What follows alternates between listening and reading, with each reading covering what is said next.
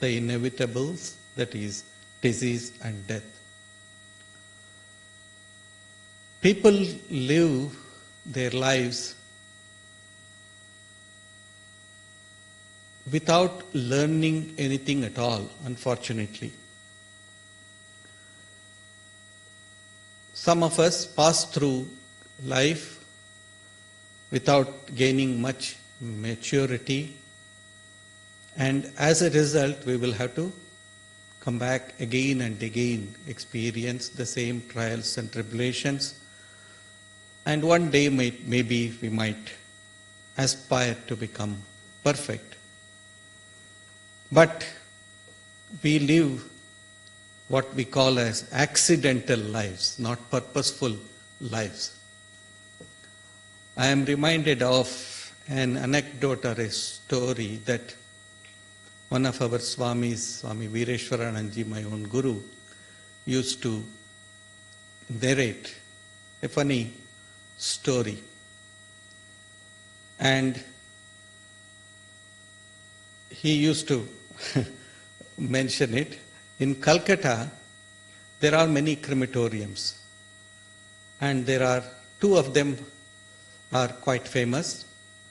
One is known as Kevratola, and the other is called Neemtola. These two crematoriums. So people are taken, their bodies are burnt over there after their death. Now, 5 friends had a little bit more of their drink on that day, and they were fully drunk. It was almost dark, and then a plan was hatched by them. So they said to amongst themselves, "Look here, let us pretend that one of us is dead, and that 4 of us will carry the body to Neemtola Ghat, that is the crematorium at a place called Neemtola. We will carry." And so they put him on a makeshift pyre, like a stretcher, and one of them volunteered to be the dead person, and he lay down, and the 4 of them, they started walking. First of all, it was dark. Secondly, they were fully drunk. So the 4 of them are carrying and saying the words Ram Nam Satya Hai. That is what, that the truth is, the Ram, the name of Rama alone is the truth. That is how they say. So then they went on. Instead of going to the south side, they started walking north side. As they walked and walked and walked, it was almost dawn in the morning, and still they are walking. By that time, some of their intoxication had come down. So they began to wonder, are we going on the right path or not? They started discussing among themselves. One of them said, no, we are on the right path. Another said, no, we are on the wrong path. We are going northwards. So like this, they started quarreling amongst themselves, after 4 of them. And then the 5th one was there on the stretcher. And then he cried out, he said, I know which is the right path towards Neemtola, but I am prohibited from saying, because I am dead now. I am a dead person, I am not allowed to tell you which side is Neemtola. So, that is how we are in our life. We may know the path, but yet We do not want to go towards the right path. That's the great dilemma that in the Mahabharata war, Duryodhana, that is the head of the Kauravas, who had wronged the Pandavas, 5 brothers and the family, Duryodhana mentions over there, he says, Janami dharmam nacha me pravritti, janami adharmam nacha me nivrittihi. I know what is virtue, which path I must take, but yet I do not find the encouragement to go towards it. He says, I know what is unrighteousness, adharma, yet I do not find any inspiration to go towards it. See, one does not want to, one has some ideas and does not want to leave it because we become so attached to these ideas. Similarly, in our life we keep on suffering. That's why I said we live accidental lives. It means we are bound by certain ideas and do not want to raise ourselves away from those or take us above all of that. So that's why today I thought we will discuss this very important subject of coping with the inevitable. How can we change our thought process? How can we correct our thought process so that we can face whatever comes to us with a sweet smile on our lips? I am just using the slides also over there. Those of you who would like to read it, you are welcome to read. This is a story from Mahabharata again. The 5 Pandavas, they were walking, they were, as I already said, the Pandavas were wronged by the Kauravas, and the Pandavas were in the forest, and it was midsummer. The sun was in the sky and it was extremely hot, and the forest that they were in did not have much water holes to go and drink water. So they walked and walked and walked in search of water. There was no food, of course, no water even. And so these Pandavas were very tired. Especially their mother, Kunti, was extremely tired.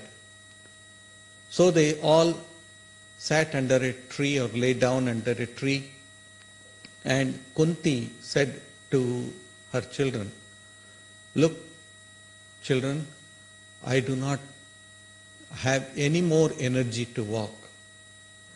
I am dying of thirst. So can any one of you go and find out if there is any water nearby and just bring to me just one handful of water so that I can survive." So the youngest of them, Sahadev, goes, and it's a long time. He has gone and he has not returned. He goes to a place where there is a beautiful lake full of sweet water. He goes, first of all, he was thirsty himself. So he goes and takes a morsel of water and is about to drink. At that moment, a crane, it's called Yaksha, a crane stops him and said, "Stop there." Speaks the human language and says, "Stop. This lake belongs to me. Do not drink this water now. Until you have answered my questions, do not drink the water. But Sahadeva was so thirsty, he just could not resist the water. So he goes, takes a morsel of water and then drinks, and immediately he falls onto the ground and is dead. As he had not returned, his other brother Nakula, he also goes. The same question, the same thing is said. Before he answers anything, he is very thirsty and he lays dead over there. Thus, 4 of the brothers go and they are not in a position to resist the temptation of drinking the water. And as soon as they drink the water, they are dead. At last, Yudhishthira, the eldest among the Pandavas, goes there, and then as he is about to drink some water, the yaksha, that is this crane, takes the form of a god, a demigod they call, yaksha, and stops, said, "Stop drinking this water. Don't you see all of your 4 brothers are dead? This lake belongs to me." So Yudhishthira, with great humility, asks the yaksha, "Would you please allow me to take some water for my mother? It's okay if you do not allow me to drink. Can I take some water to my mother?" He says, "Yes, but I will allow you if you answer my questions. I will put some questions to you. If you answer these questions, then I will allow you to drink water and also take some water for your mother." Yudhishthira, being a wise person full of the quality of sattva, he says, "All right, I will answer your questions." And 25 questions are asked by the yaksha, and it's all recorded in the Mahabharata. If you find some this literature, please read them. And each question is very important. But I will only take 2 or 3 out of them and try to explain. One question which bothers all of us in life is, why is there sorrow? If there is a God, why does He allow this sorrow to be manifest in this world? A question which every one of us asks, especially when we are in dire circumstances, when we are in trouble, we ask this question. And all religions try to answer this most compelling question. Why do we suffer? Why does God even permit any evil in this world? Is it because He is helpless, or does He choose to not help us? And if He chooses to let us go through the trials and tribulations, is He a cruel God? In fact, some of the great people themselves, like Swami Vivekananda, when his father had died and his relatives had a case against them, and they were about to lose, his family was about to lose their property and everything, and there was not enough food for his family. Sri Swami Vivekananda became very angry, and he asked the same question. If there is a God, why does He choose us to go through these trials and tribulations? So this is a question which is asked by all of us. And Yaksha asks this question of Yudhishthira, then why did God create sorrow? If God has created the universe, why did God create this misery or sorrow? To this, Yudhishthira very wisely answers, God created the world and man created sorrow. God created the world and gave it to us. and we have made ourselves a fool of ourselves, and then we have created this sorrow, and we have created it with our thoughts and wrong deeds. Vedanta philosophy takes this problem out of the court of God and places it on our own being. Nothing can happen according to somebody's whims or fancies, maybe, even if it be the divine's whim or fancy.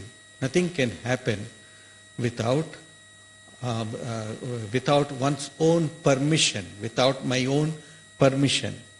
And this realization about suffering gives us a great strength within ourselves. As I said earlier, nothing can happen according to somebody else's whim or fancy. Every action or thought creates a groove or an impression on both our mind and in the universe around us. Every thought that we think, now we are saying something or we are thinking something, it has made an impression upon yourself, and it has also made an impression in the cosmic being, in the universe over there, to which we are eternally connected. So all our thoughts, etc., all our deeds, they shape our individual character. That's why Swami Vivekananda says there, we are responsible for what we are. And whatever we wish ourselves to be, we have the power to make ourselves. If what we are now has been the result of our own past actions, it certainly follows that whatever we wish to be in future can be produced by our present actions. So we have to know how to act. So we have to know remember that first story that I mentioned, we have to know the path. And when we know that path, we should be able to travel through that path and not go on the wrong side. So all our mind has some grooves, as it were, or it has got some channels, as it were. And all our thoughts and all our experiences gush through it. Just like the water gushing, when water is sent through a pipe, then it gains momentum, as it were, and then it gushes out. Similarly, all our past, etc., they gush through our being in this life. And as a result, there is a lot of force and there is a lot of pain as well. So our mind creates all these channels of behavior, etc., and therefore we suffer. Our thoughts and actions are like the boomerangs, not like the bullets. They are like the boomerangs. It finds its way back to our home. There is many of you would have read this saying, probably a Jewish proverb. Watch your thoughts, they become words. Watch your words, they become actions. Watch your actions, they become habit. Watch your habits, they become character. And watch your character, and it becomes your destiny. So what we are is the result of all of these things. Our thoughts, our words, our actions, our habits, and then our character. It is our character which has formed what we are today. And the Karma Siddhanta, or the theory of karma, it expresses this in a better manner. See, karma is, this law of karma is very little understood or wrongly understood by many of us. Karma is both a theory and a law. In Hindi it is called as Siddhant and Kanun. Law is applicable universally. For example, the law of gravitation. It is universally applicable, whether it is here or in India or in America, wherever you are, this law is universally applicable. And these laws are based on observation. Somebody had observed and then has formulated this law. And theory, which is called Siddhant in Hindi, Siddhant is a particular concept or a view of something to be done or find some method of doing it. Siddhant is a method of doing something. And therefore, we have some laws or some siddhantas of karma. The first is equivalent to Newton's third law of motion. All of you who have gone to school, you know what is the third law of motion. That is, forces always have equal and opposite reaction. Everything has got equal and opposite reaction. Nothing can occur without a cause. If there is a push from this side, then there will be a reaction from the other side. In Vedanta, when we study Vedanta, it says a person sees some smoke high up in the hills and then infers that there is fire over there. I do not see fire, but I see the smoke emanating, and with that I come to conclusion that there is fire over there. So without fire, there cannot be any smoke. So without any action, there can never be any reaction. So whatever has happened to us now is a reaction to what has already been committed by us or done by us. And all the forces of nature, whether it be physical forces or mental forces, they must obey this law. They do obey this law. Again, that which is the effect now becomes the cause of something later, so the cause of something that is about to come. So naturally, our experience of sorrow and weakness, etc., is not accidental. From the beginning itself, I said it is not an accidental thing. It is a purposeful thing. So, I will just narrate to you two examples of how this works, this law works. I read this in a book called Many Mansions by Edgar Cayce.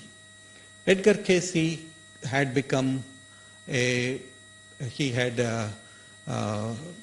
become a mind reader, or you can say a medium for people, and therefore he had experienced this. So somebody came, a woman came with multiple sclerosis, and she was suffering intensely. So she came and told Edgar, "Look here, I am suffering so much. Can you find out what is the cause of my suffering?" In those days, of course, this DNA test, etc. were not there. This was the beginning of the last century. So Edgar Cayce went into a trance, and he could read the past lives. And he found out that in one of her past births, this lady used to administer the prisoners. She was the prison superintendent. She used to administer the prisoners with medicines incapacitating their muscles. It had incapacitated their muscles, and she did it to many people. At that time, maybe she was a he, and that's what she had done. Edgar Casey said this to this woman, you have done this in your past life, and that's why you are getting it now. It did not happen just by chance. Of course, science may disagree with it, but this is parapsychology that we are dealing with. So he diagnosed it. And of course, he gave her some methods of managing herself and so on and so forth. And then, another incident, he cites a youth, a young man, suffering from hemophilia, that is, losing the blood. Even a small prick will make you lose blood. So Edgar Casey went into that trance and delved into the past life of this person, and he came out with this, not solution, with this statement. 5 lives before, see, at that time, in the part of America that he was, there was no knowledge of the karma theory or about India at all. Probably he had never heard about India at that time, or anything to do with the karma theory. It is something which he came up by delving into the past life of people. So he says that 5 lives before, you were born in Peru, in South America. You were in Peru. And you wanted to grab some person's land. And what did you do? You bled those people by some means. You bled those people of their blood, and then and then they all died naturally, and you appropriated their land. No doubt now that your blood disease that you have got, you are bleeding now due to that past action. It's a bit shocking for some of us, there is no doubt about that, but these are the findings of this parapsychologist Edgar Casey. He didn't have much education, of course, at that time. He didn't have much, but people experimented with him, made him the medium, and came through thousands of cases. And some of them are documented in that book, Many Mansions. But Gina Serminara has edited it, and she has taken down all of this. So anyway, but one of the reasons why we suffer may be because we have caused the same suffering to somebody in some life, not this life itself, but some life, and we must go through the resultant actions or reaction of that. There is no doubt. So we have very limited knowledge of our present. We do not have any knowledge of the past, and we see this much and say this is all that life is. But no, there is something much more behind and beyond. There are 3 types of karma: good karma, evil karma, and a mixture of both good and evil. These 3 things. Good is that which is beneficial to oneself and to others, and evil is that which injures others, and the mixed one is partially beneficial and partially unpleasant. For example, the bitter melon that we eat, it is partially Karela. It is partially good for us, but partially it is also distasteful, or it has got a pungent taste. So in this world, it is impossible to find any action absolutely good, or that which produces only good reactions. Anything that is free from any harmony, discord or disharmony. So therefore, In the Bhagavad Gita, Sri Krishna very beautifully says, Sarva arambhahi doshena dhumena agniriva avritaha. It means every action that you perform has got its mixed reaction. Dhumena agniriva avritaha. Just like fire is covered by the smoke. Fire is beautiful to look at, but when it is covered by smoke, then it becomes toxic to us. Similarly, life is like that, and all actions are mixed. There is, in most of our actions that we perform, is mixed, and therefore it is what it is. That is the first law. And the second law of karma is the law of compensation, or law of reward or compensation. Every effect has a cause, which I already mentioned, and the consequence of that is that it has antecedents. It has something that is behind it and something in front of it. So therefore there should be an equal balance between this cause and the effect, both in quality and in quantity. And the forces of nature operate neither for profit nor for loss. Just like in the ocean has both high tide and low tide. It doesn't mean that it gains something or it loses something. It is both are present in the ocean or in the sea. Similarly, what we wish to get, we must pay for it. First in thought, then in word, and then in deed. So we cannot bargain. We cannot bargain for this and say, I will pay this much and then I want to get more. That's what we do. We go to temples and we buy $2 worth of coconut and then break it, offer it to God and ask God to make us millionaires or multimillionaires. That's what we do. That's not it. If you pay peanuts, you will get only monkeys, as they say. So that's what it is. Therefore, Nikola Tesla mentioned this. My belief is firm in a law of compensation. The true rewards are ever in proportion to the labor and sacrifices made. And the third law is the law of retribution. When we are suffering, it may appear that it is very unjust, undeserving. We don't deserve this. That's what we all say. But there is this cause also. There is a cause behind it. Again, going back to Edgar Cayce, some may not like it, but I like his works.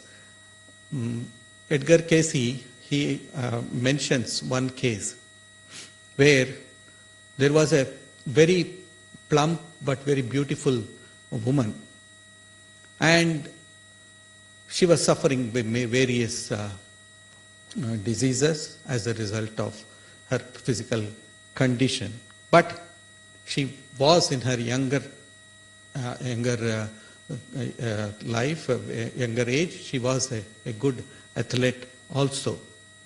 But what she had done was, in one of her past lives, she had taunted some disabled people, or less able, now we can't say disabled, less abled people. As a result, she was suffering from all of that in this life. And a girl was suffering from acute pain and weakness. And in the past life, he found out that she was a teacher in a French school. And she had hurt some people. Where is that? Sorry. Yeah. So she was ill-tempered and she used to punish the children. And naturally, as a result, she was suffering those weaknesses and pain in this life itself. So therefore, when we cheat another, Buddha says, we cheat ourselves. When we cheat somebody, we cheat ourselves. And none can do wrong without suffering this kind of evil. So we all want to enjoy the good fruits of our actions, but we do not want to pay for the actions that we have committed, the wrong actions that we have committed. Again, from the Mahabharata, there is a very famous saying over there. Punyasya phalam icchanti, punyam nechanti manavaha, papasya tu nahi icchanti, papam kurvanti yatnataha. A beautiful verse over there. He says, punyasya phalam icchanti, punyam na icchanti manavaha. Punyasya, we all want to gain the results, or we want to benefit the good things in life, or from what we have done. We want all of us to have good things in life. So no doubt about that. But we do not want to do good actions to deserve that. Not many of us. Some of us do, not many of us. And then he says, papasya tu nahi icchanti, papam kurvanti yatnataha. That means we do not want any bad results, but yet with great effort we commit sin. we try to do that which is not right. Therefore, he says here that punyasya phalamichanti. That is the law of retribution. Whatever you do, you will get it back. There is no doubt about it. You may not get caught. This one of the sayings says, you may not get caught for everything you do, but you will pay for everything you have done.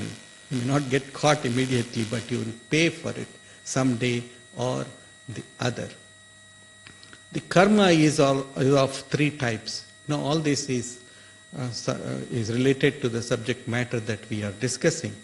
So, karma is of three types. Some of you would have studied it. It is called as sanchita or praktana karma. Sanchita karma is like the total of the karmas that are accumulated till date from my past lives, etc. Previous life, it has been stored and it has not yet started working out or bearing the fruits. That is called as sanchita karma. And this figure that I have put on the slide is that of a quiver. In the quiver, there are the arrows. It is in store. It has not yet been used. So that is the example of the sanchita karma, stored karma. And then there is the other karma which is called as prarabdha karma. That means that which has already started working. You have taken the bow and an arrow, and the arrow has left the bow, and it is already going towards the target. This is called as prarabdha karma. That means karma that has already begun to bear its fruits, and it is unavoidable. We shall reap the effect of our karma. There is no doubt. Once it has escaped the bow, the arrow will find its target. There is no doubt about that. And then the third is called as agami karma. That is the future karma. It's also called as kriyamana karma. That means that which is being accumulated in its present life. You have thrown some of the arrows and you have kept one arrow. You can either shoot it or you can put it back into the quiver, or you can throw it away. Whatever you can decide. Here it is that this concept that we are the creator of our destiny comes to us. We can create tomorrow. What will happen tomorrow can be created by us. And also we can empty the quiver of the arrows. We can just throw it away. We can refuse to fight anymore. So that is all. These are the three types of karma which works here. And this karma works at three levels. Individual level, when we do our actions, we enjoy or we reap the fruits of those actions. And collectively, when we are in a family, for example, there is a collective karma. We all contribute to the storehouse of this karma that we do. That's how we all come together in a family. No? We all come together because all our karmas are all joined together, as it were. It is a collective karma. And then there is something called as universal karma. We are all shareholders in many companies. So we are, in this universe, we are all shareholders. So what somebody does has an effect upon us, and it will definitely bear its fruits. So national and international karma, etc.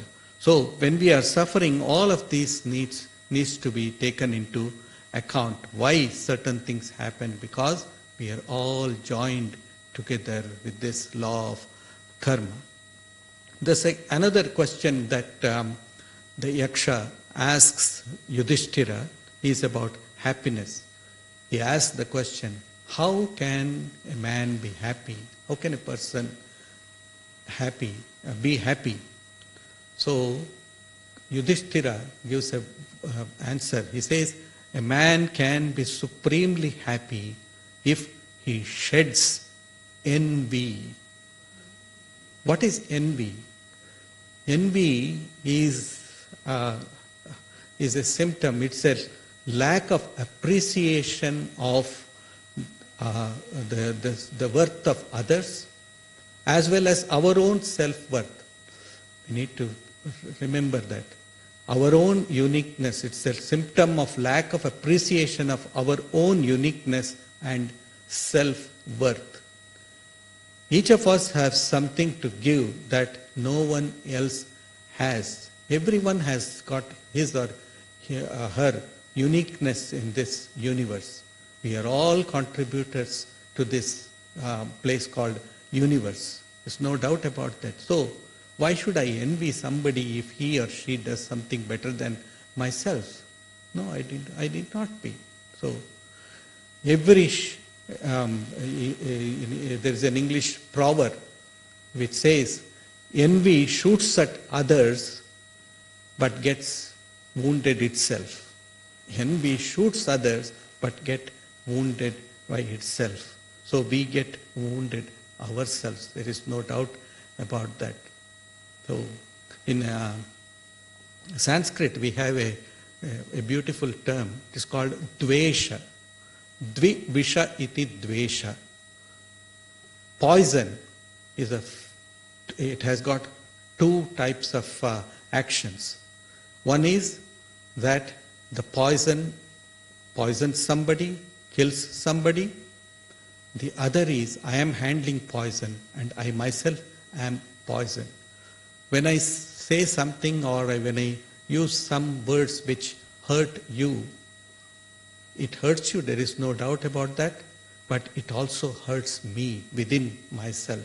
So that is something which we need to remember when we are in trials, in the throngs of trials and tribulations. We need to remember this. Yes, I have said something, I have done something to this person. That's why I am also unhappy. We make ourselves unhappy and make others also unhappy.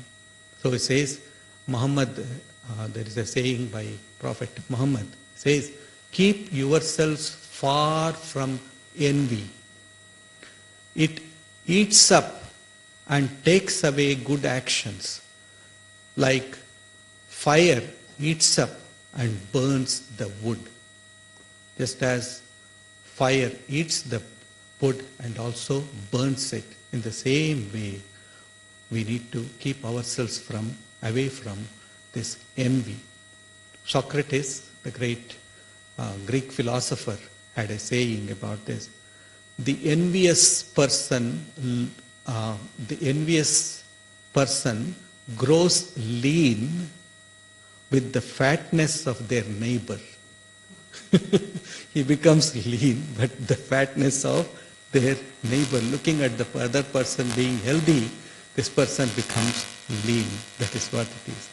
So what we should do is find joy in the good fortune of the others. Do not envy. And it's a gift to let this envy go. And of course it is life-changing to all of us, because we will then have positive emotions within us. And the last question that Yaksha asks of Yudhishthira is a very wonderful one, most amazing phenomena about life. He asks, what is the most amazing thing in the world? And Yudhishthira gives the answer, and that will be his last answer. The most amazing thing is that even though every day one sees countless living entities dying, he still acts and thinks as if he will live forever. See, none of us can imagine ourselves not to be tomorrow or the next moment. So that we see people dying all around us and never think that we too shall die. That is the most amazing thing. Even when we fall asleep, our sense of the Atman or the Self persists throughout our being, throughout our dreams and all that. And upon waking from this sleep, we know who we are as soon as our feet touches the floor. So this I is there continuously, that runs through our lives from birth to death. But unfortunately we think that this body should not go. So there is another story in the life of Socrates. Socrates was dying. He was given the poison cup, and his disciples who had gathered around him, they started weeping and crying. Before they came in, the ladies had come, and Socrates dismisses them and says, "You go away, don't stay near me when I am dying." So these disciples come and they sit around him, and they also start crying. And he says to them, "I thought I had sent the women away, but I see these women are around me still now here. You are all behaving like women." So, and he says to them, don't disturb me anymore. Stop. Don't distract me from dying. You can cry later on after this body is gone. I will be gone very soon. And he says, at this moment, let me inquire about what death is. What death is, let me inquire about it. And I have been waiting my whole life for this moment to go into this reality of death, to understand the reality of death. And he was laying in his bed and watching what death is and inquiring about what death is. Then he says to his disciples, "My feet are becoming numb now, but I am still as much wholesome as I was before. Nothing has been taken away from me," says. "My feeling of me being whole is still intact." And then he says, "My feet are gone. My legs are all also gone. But I am still the same. I cannot see myself being reduced any less or more. So I remain wholesome, I remain total. Then he says, now my stomach is feeling very numb. And slowly he says, my hands are also becoming numb. And yet he keeps on saying, but I still say to you, I am the same. Nothing has been taken away from me. Then Socrates starts smiling and says, this is evident that sooner I will be, this poison will take my heart also, but it cannot take me anymore. Then when the heart beats, etc., was about to stop, he says, now my tongue is also becoming numb. But I tell you, remember these words. These are my last words. I am still the same. I am total. That is the inquiry into death. So, what should we do in this life? We should do as much as possible. We should be happy at others' happiness. That is Mary Angelou, the famous Nobel laureate. She says, my great hope is to laugh as much as I cry, to get my work done and try to love somebody and have the courage to accept the love in return. So in this world, we are all buffeted by opinions, we are buffeted by the judgments of others. So it is easy for us to get lost in the noise of the world. And we are always worried about what the other person will say about me. We are not defined by the perceptions of others, are we? We are not defined by the perceptions of others. We are shaped by the greatness that lies within all of us.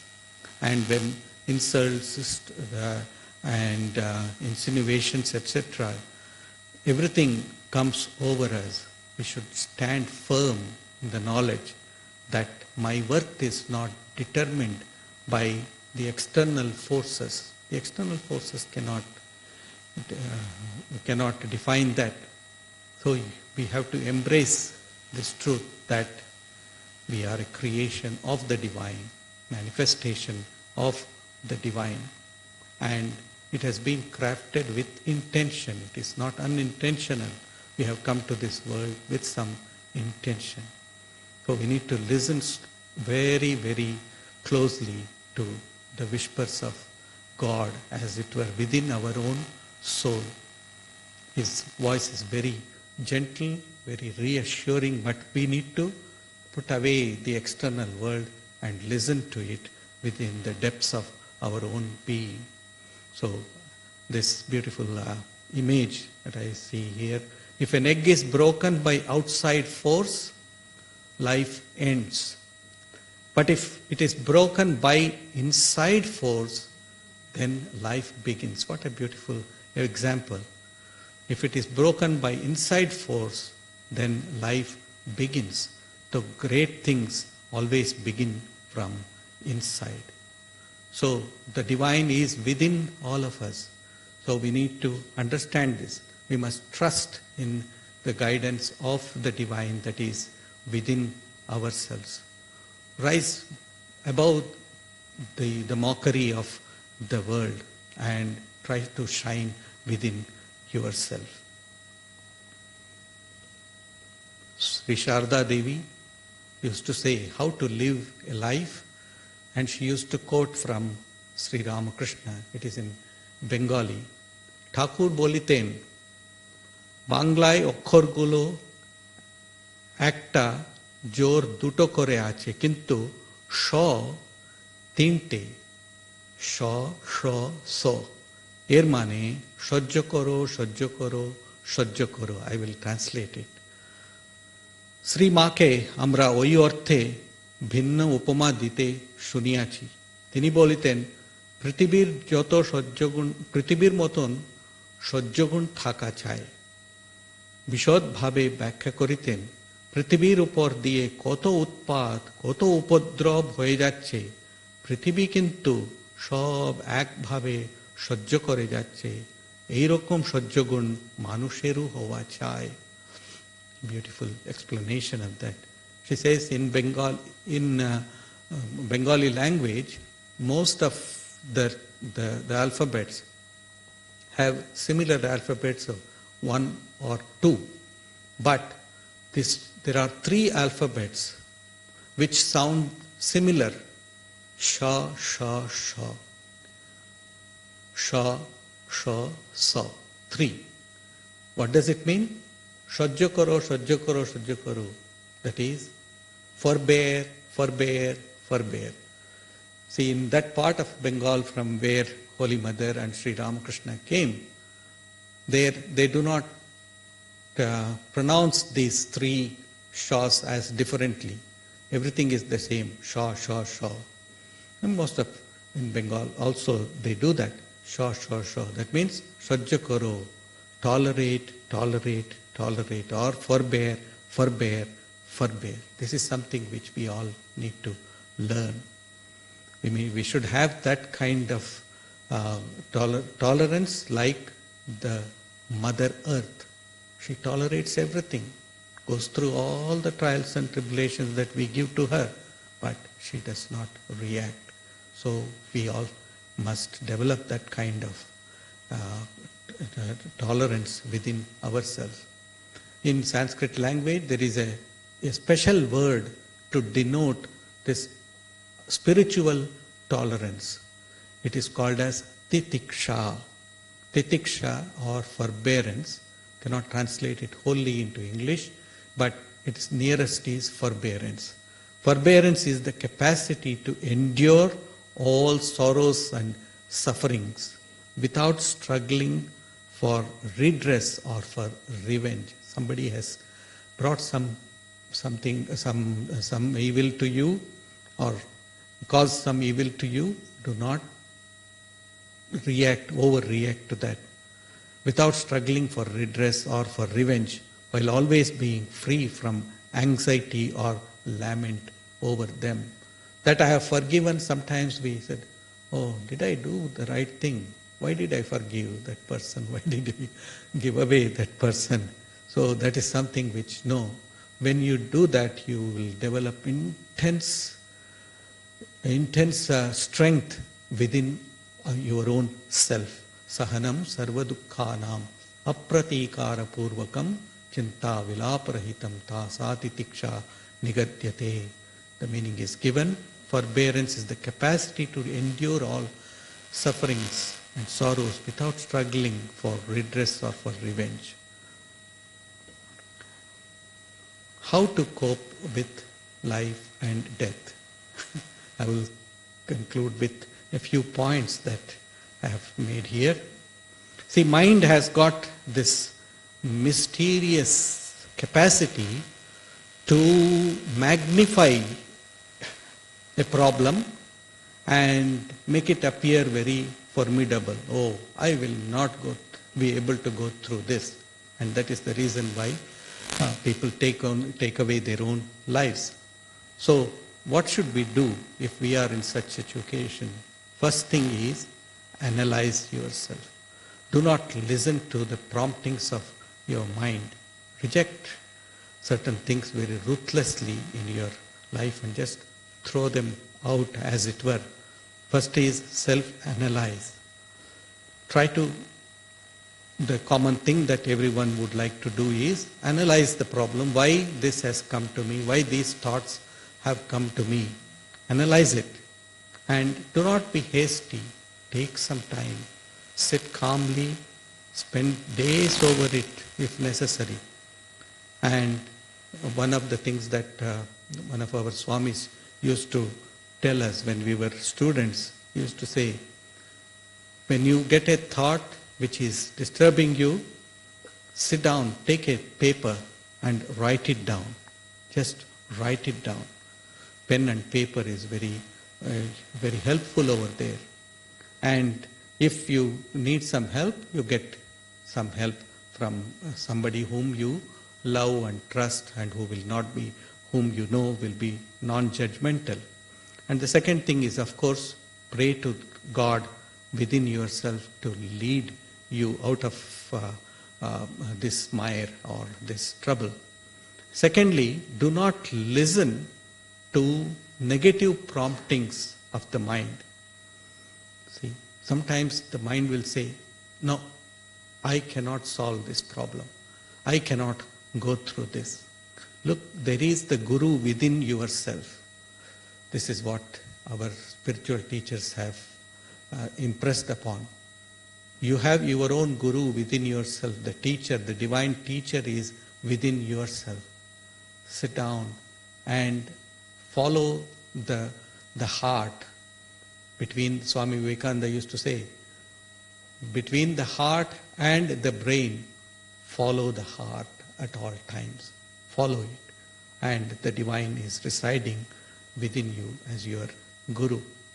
And God is, there is a saying, God is nearer to you than your own breath, your own life breath. Pranechev kacheach in Bengali. He is there nearer than your own breath. So, with childlike simplicity, call upon the Lord to help you or to guide you. Third is, try to be pleasant. Express a pleasant countenance, self-confidence.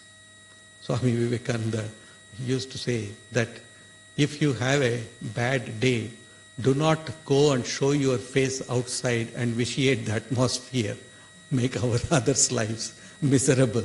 Do not do that. So express a pleasant countenance. Even when you have trials and tribulations, do not try to exhibit outside and try to extract some kind of sympathy from the others. See, nobody wants to sympathize with you. Everybody has got their own agenda. That is the truth. And thirdly, repeat the name of the divine. Repeat God's name. The easiest way to tap the power of the divine is to repeat the name, the holy name of the divine. Select any name of the divine, or if you have got a mantra, just chant the divine name, because in the divine name is latent great powers, great energy is hidden in that divine name. But if you have to bring it out, then you need to keep on repeating it again and again. And sometimes it may be mechanical, doesn't matter, but keep on repeating the name of the divine. A day will come when that name will become so near and so dear to you. It will remove all the trials and tribulations, remove all the concerns and depressions in your life. And the next one, the fifth point that I have noted is, you fill the concept of universal brotherhood within yourself. You fill in, and then adapt the philosophy. Sorry, it's not properly. Then adapt the philosophy that one who bears will live. It is from, as a poor translation of a Kannada saying that which I know, Talidavanu Baliyanu. One who forbears will be able to live. So that is another thing. And another important thing in our life is talk less and work more. Most of us are vain talkers. We keep on talking. Talk less, because too much of talking will keep on vitiating our inner being. Our thoughts will become very scattered. So talk less and work more. And the other thing is, give auto-suggestion to yourself. auto-suggestion, which is a very powerful tool for in psychology. A constant repetition of something that is beneficial, some formula that is beneficial, it will strengthen the mind considerably. So some of them are given over here, that I am thine, O Lord, I am yours, and your will be, may your will be done. Whatever has happened, and it is your will. So surrender yourself to the will of the divine. So this auto-suggestion is very good. I am thine, and thy will be done. And then you just let go of this egoistic I, and let God come in. See, it is our ego that does not allow the breeze of the divine to come within ourselves. Let it go, let this go, let it come, let the breeze of the divine come and clean away my inner being.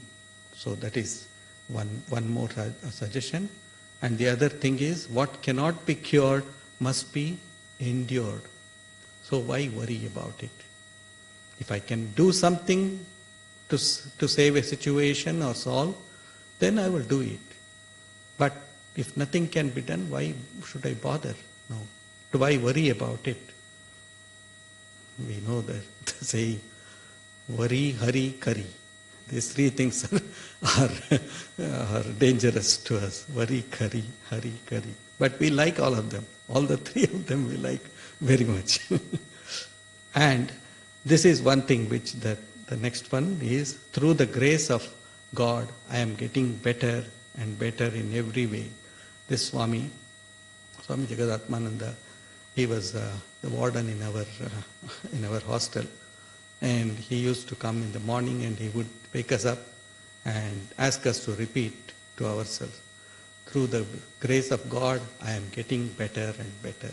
Through the grace of God, I am getting better and better. And the other, finally, the thought that even this will pass away. This too shall pass. This too shall pass. Just conclude with a short story. There was this king. When he was very young, he was being mentored by the court pandit, or the priest who was like a minister in the court. And this man had this young prince had a problem with anxiety. At all times he would be anxious with little things. And so anyway, one day he became the king, and people from all other neighboring countries came and then offered him gifts, etc. Then he became king.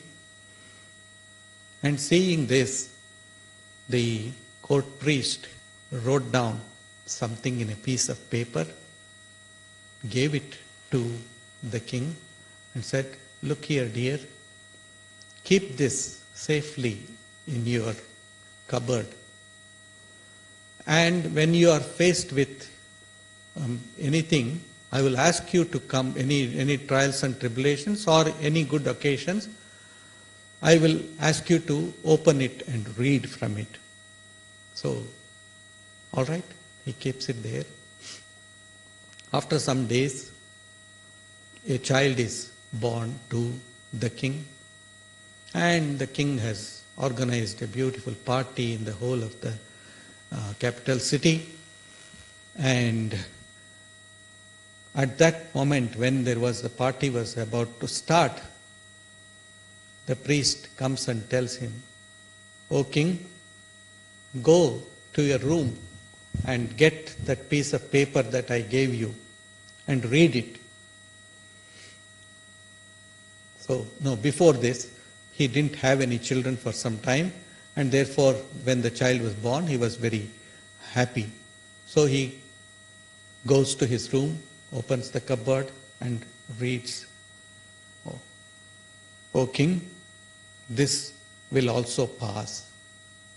this shall pass. He becomes a bit disappointed. He said, this shall pass means maybe some bad time is going to come to me. So his party spirit was lessened naturally. And then after some time, the king the neighboring kings became very jealous of him, and so they start attacking the kingdom, and they have surrounded the whole of the capital city, and the king is in a very depressed mood.